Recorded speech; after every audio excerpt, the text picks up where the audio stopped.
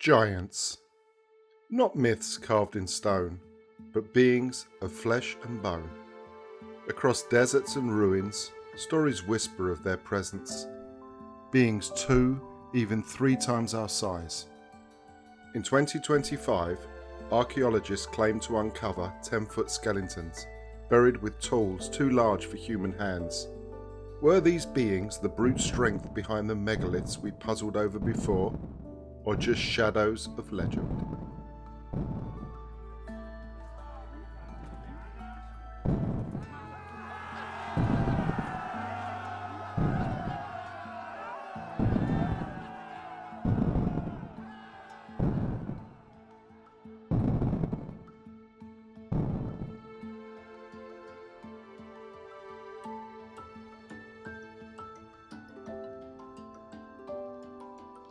Every culture has stories of giants. In Genesis, verse 6, chapter 4, the Nephilim appear as offspring of fallen angels and mortal women, mighty heroes who roamed the earth. The Paiute people of Nevada told stories of red-haired cannibals who once terrorized their ancestors. In 1911, miners digging in Lovelock Cave claimed to uncover mummified remains, some measuring 7 to 8 feet tall. In France, back in the 1890s, anthropologist Georges Vacher-Lapouge uncovered massive bone fragments in a Bronze Age cemetery near Montpellier. They were so large, some researchers estimated the man would have stood around 11 feet tall. There are many other stories. Norse legends speak of the Unearthed, frost giants locked in battle with the gods. In Africa, myths tell of titans so vast they shape mountains. From Egypt to Mesopotamia, the walls still whisper evidence. Carvings and relief show towering figures beside smaller humans, passing gifts, tools, or knowledge. Some see this as proof giants once walked the earth, guiding our ancestors. Others suggest our giant myths come from something else entirely, enormous extraterrestrial visitors. Some say they gave us knowledge of mathematics, astronomy, and even agriculture that gave humans a sudden leap in mankind's progress. But others say there's a simpler explanation. Ancient artists often drew their rulers and gods larger than ordinary people to show respect and power, not necessarily height. Were these carvings portraits of real giants, or metaphors for dominance, wisdom, and respect? Aliens or art? You're still guessing blind. Things only stay buried until they're found.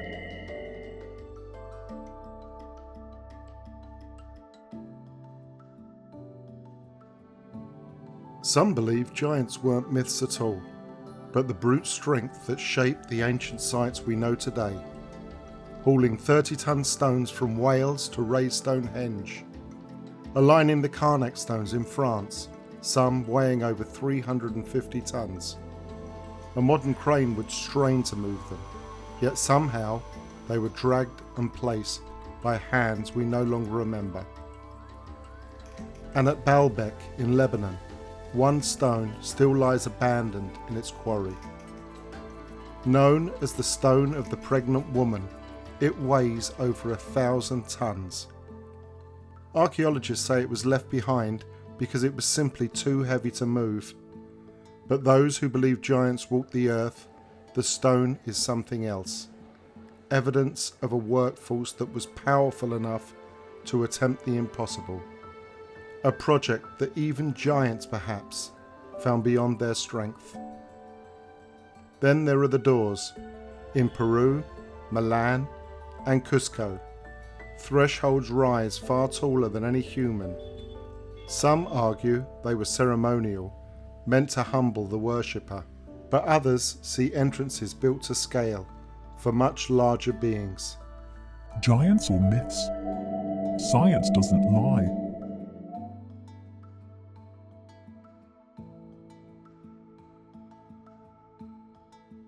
The law of physics challenges the dream. Nature's square cube law states that as bodies grow taller, weight increases exponentially. At 12 feet tall, bones would literally shatter under their own weight. Robert Wadlow, the tallest recorded man at 8 foot 11, needed braces just to move. Gigantism is real, but fragile. Maybe races of giants did exist with exceptionally thick bones, but biology itself may crush the myth.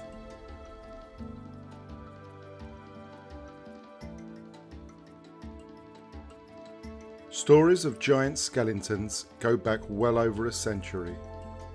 In the 1800s, American newspapers regularly reported discoveries in native burial mounds. Skeletons said to measure up to 12 feet tall. One 1897 article from the New York Times claimed a dig in Wisconsin uncovered a race of giants, but the bones, if they were real, they never made it to a museum. The Smithsonian Institution has faced accusations for over 100 years. Their own 19th century annual reports mention unusually large bones, but no specimens survive today. Conspiracy theorists argue they were destroyed to protect Darwin's theory of evolution. The Smithsonian, of course, denies it. In 1869, the Cardiff Giant, a 10-foot petrified man, was dug up in New York. It turned out to be a hoax carved from gypsum, but tens of thousands still paid to see it. Since then, hoaxes have gotten slicker, from 19th century newspaper stunts to 21st century Photoshop skeletons. But the strangest cases are the ones that start as archaeology, then fall silent. Claims of giant bones at Burroughs Cave in Illinois, skeletons unearthed in deserts from the Middle East to Peru. Headlines flare up, then vanish without explanation. No bones on display, no follow-up reports. Digging usually stops when truths get too close to the surface.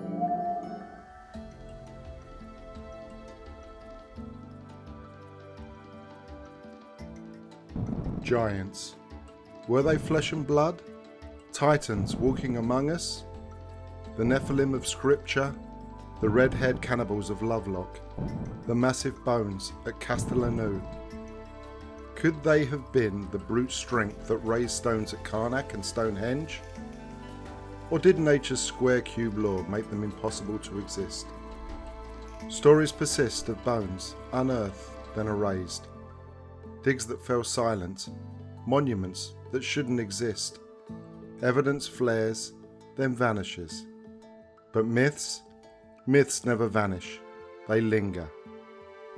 Maybe these legends were memories of real beings. Or maybe, as people look back on their heroes, the stories grew taller with each telling. Giants not born of gods or angels, but of human imagination. And maybe that's the greatest mystery of all. Did giants really walk among us, or only in our minds? This video took a lot of time and research to put together, so if you enjoyed it, please consider liking, subscribing and sharing. It really helps the channel grow and allows us to bring more content like this your way. Thank you for watching, and I'll see you in the next episode.